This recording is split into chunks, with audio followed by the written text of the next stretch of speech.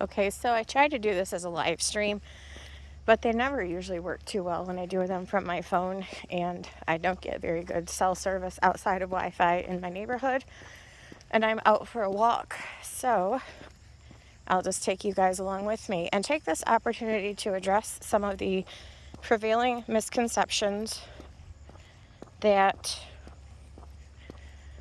people have about the layout of the 70th week, or 70 weeks, I guess, actually, in Daniel 9. So typically when I go through prophecy, I just put it in the context I believe it's meant to be put in. I don't typically address other thoughts that are out there because there's about 14 million.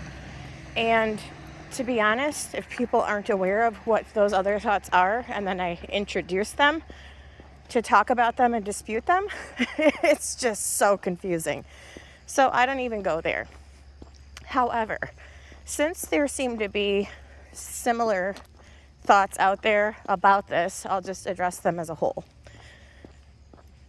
The purpose of Daniel's vision is to give a layout of the end times. It was the first 69 weeks of years that were used to establish a pattern, a precedent, a source for identification.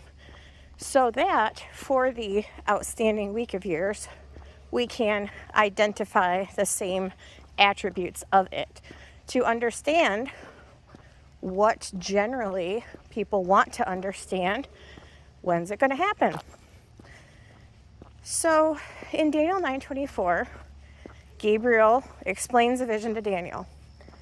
70 weeks are determined upon thy people, Israel, and upon thy holy city, to finish the transgression, to make an end of sins, to make reconciliation for iniquity, to bring in everlasting righteousness, to seal up the vision and prophecy, and to anoint the most holy.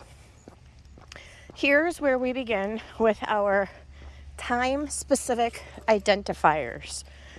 Know therefore and understand that from the going forth of the commandment to restore and to build Jerusalem unto the Messiah the Prince shall be 7 weeks and 62 weeks. The street shall be built again, and the wall even in troublous times. Now, with the last clause of that verse, we are intended to very specifically pinpoint the construction of the city, including the walls. Different from the construction of the second temple. Yes, in the year following the conclusion of the Babylonian captivity, Israel was allowed to go back to Israel for the purpose of rebuilding their temple. That is not what this is talking about. Know therefore and understand that from the going forth of the commandment to restore and to build Jerusalem. In further verses down, it will clarify the city and the sanctuary. If we were intended to understand the rebuilding of the sanctuary, it would have said that, because the prophecy does say that very specifically in verse 26. So we are not intended to understand the rebuilding of the sanctuary as a starting point for any of the weeks of years in this specific prophecy.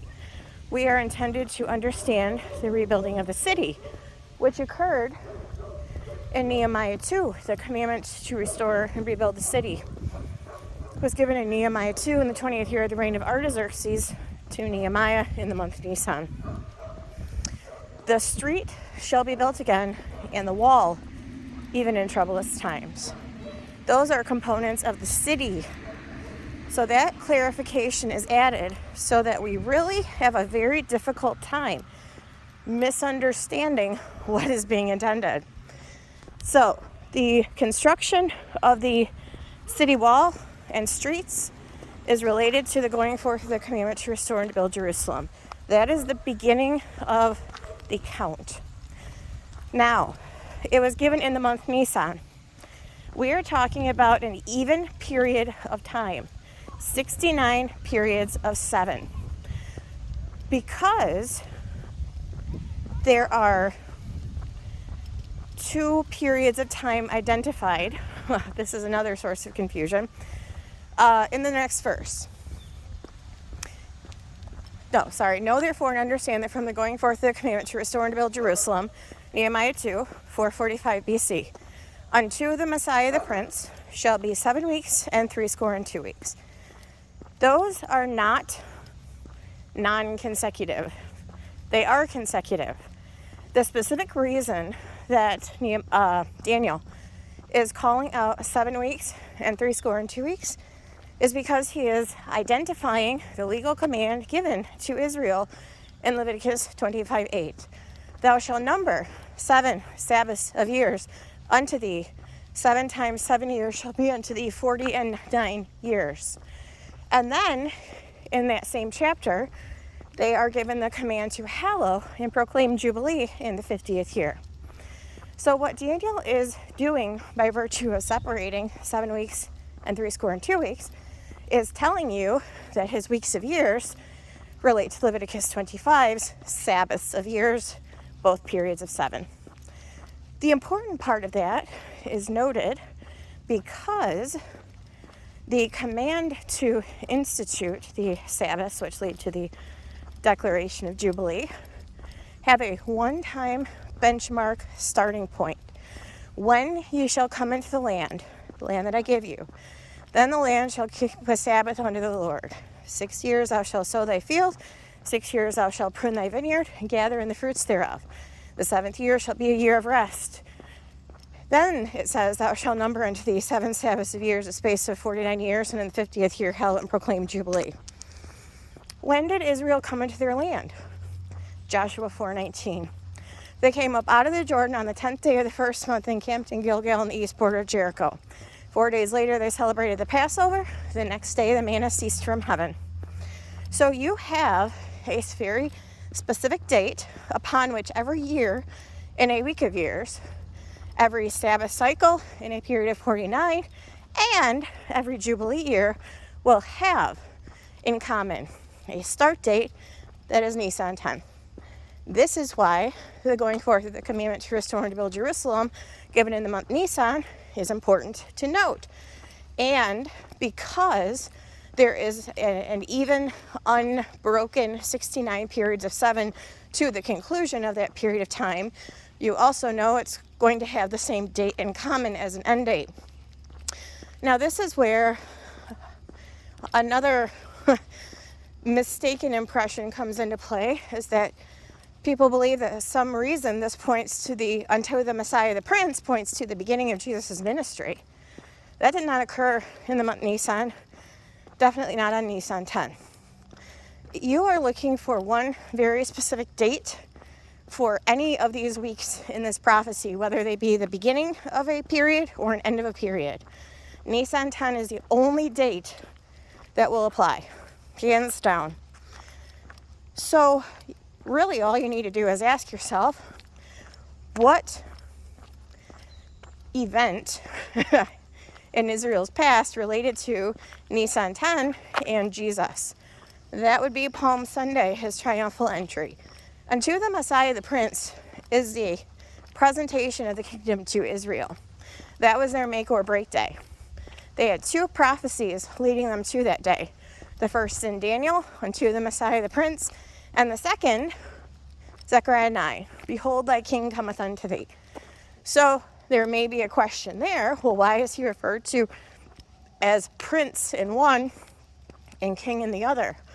The answer to that can be found by reading the book of Colossians chapter 1, because it talks about Jesus being the head of all principalities, which is why he is capital M Messiah, capital P Prince. Daniel refers to 4 other princes in his book: the prince of Persia, the prince of Grecia, the prince that shall come, and Michael the great prince, which stands for the children of thy people. You're talking about principalities of which Jesus is the head.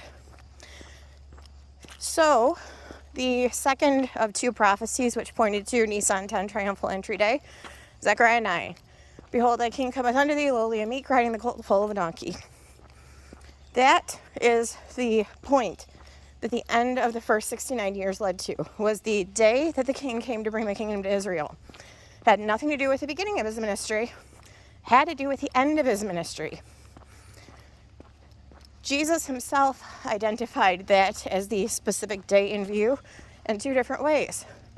preaching the kingdom of heaven is at hand, forward looking to the day he would come to bring the kingdom, and preaching the acceptable year of the Lord, again a reference to the day that he would come to bring the kingdom to Israel. So after 62 weeks, or at the end of that period of 69 weeks of years, Messiah would be cut off, but not for himself. That's the cross.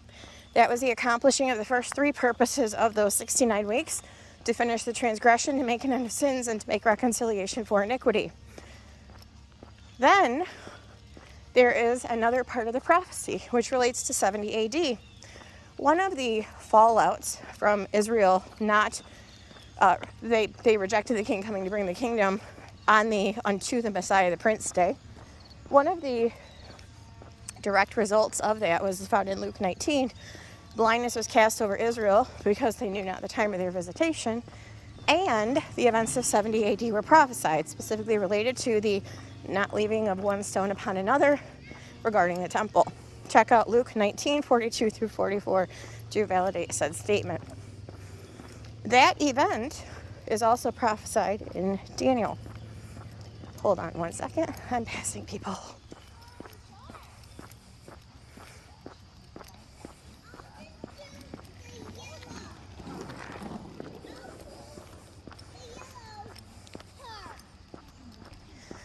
Okay. So that event was also prophesied in Daniel 9:26. Talking about the people of the prince, lowercase p prince. That's a reference to the Revelation 6 rider on the white horse, that prince, in contrast to Messiah the prince. But it says, the people of the prince that shall come shall destroy the city and the sanctuary, 70 AD. The end thereof shall be with a flood, and unto the end of the war desolations are determined, the first of which was 70 AD, with the sacking of Jerusalem and the destruction of the temple. The second desolation is the midst of the week, the midst of the 70th week, which the next verse talks about. And he shall confirm the covenant with many for 1 week. It is an outstanding week of years, an outstanding period of 7. And since it is a week of years, just like all the others that have that Nisan 10 start date, so too will this. The difference is that the location of that outstanding week of years is tied to the Jubilee, which is tied to the Sabbath cycles. Leviticus 25, very important to this.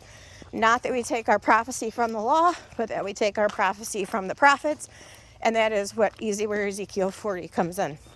Beyond the scope of this discussion, you're looking at Nisan 10 of the final Jubilee year, which is the importance of understanding that these weeks of years are predicated upon Leviticus 25's Sabbath cycles, because we can use them to identify what everyone wants to know. When is it going to happen? That's how. Daniel gives us several clues in that vision to help us identify and answer the question that everyone wants to know. When is it going to happen? So this outstanding period of 7 has not already been fulfilled. And in the linear sequence of prophecy, it comes after 70 AD, because 70 AD was prophesied in the previous verse. So you have this outstanding period of 7, which is linked directly to the measuring and construction of a temple. In the Septuagint, it says, the covenant will prevail for many. It shall return again and be rebuilt broad and long. And then in the midst of the week, obviously the sacrifice and the oblation is going to cease.